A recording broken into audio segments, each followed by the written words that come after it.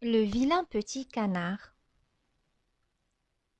Après avoir longtemps couvé, une cane vit enfin naître ses canetons.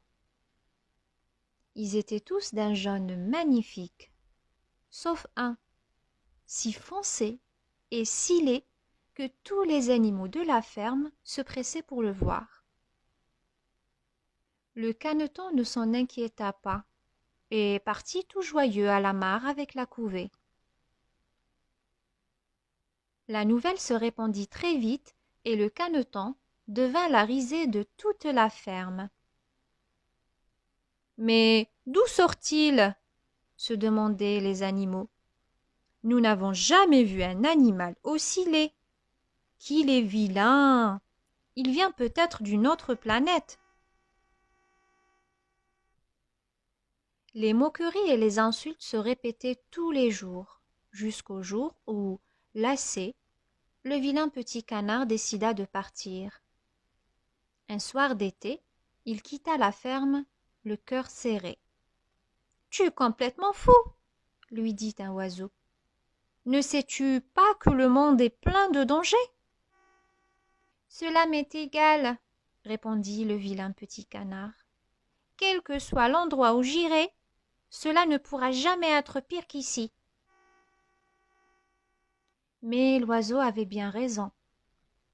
Quand la nuit tomba, la forêt se transforma en un horrible lieu peuplé de monstres plus terrifiants les uns que les autres. « Au secours! J'ai peur !»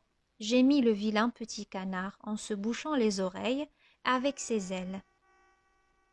Mais les bruits terrifiants de la nuit étaient pour la plupart sortis de son imagination.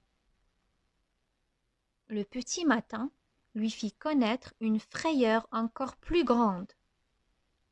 Un chasseur arriva sur une barque et lâcha son énorme chien qui ne tarda pas à repérer la trace du vilain petit canard. « Il va me dévorer !» gémit le caneton en se cachant sous les roseaux. Le chien était sur le point de le découvrir lorsque une main l'attrapa très délicatement, lui épargnant ainsi une mort certaine. C'était une promeneuse qui visitait la région et qui avait observé toute la scène. « Quel étrange animal! Je vais le ramener chez moi pour le montrer à mes amis, » se dit-elle.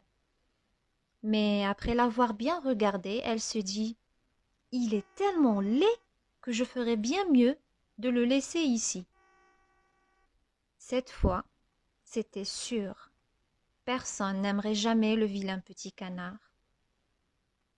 L'automne arriva, puis l'hiver s'installa.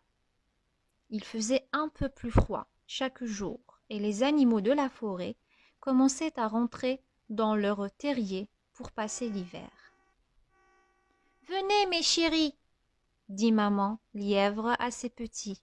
« Venez vous mettre au chaud. »« C'est aussi ce que je vais faire, » dit la taupe en disparaissant dans son terrier. Et le vilain petit canard fut le seul animal qui n'avait pas de maison pour l'hiver.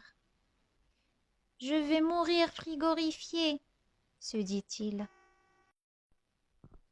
Heureusement, un bûcheron eut pitié de lui. « Glisse-toi bien au chaud dans ma poche, » dit-il en reprenant le volant de son camion. Et le vilain petit canard repassa tout l'hiver chez le bûcheron. Au printemps, l'homme le déposa près du lac où il l'avait trouvé et lui rendit sa liberté. « Te voilà maintenant assez grand pour retrouver ta famille, » lui dit-il. Pendant tout ce temps, le vilain petit canard avait grandi. Et quelle immense surprise lorsqu'il vit son reflet dans l'eau du lac. « C'est incroyable !» s'exclama-t-il. « Je suis un cygne !» À partir de ce jour, il fit l'admiration de tous les animaux du lac.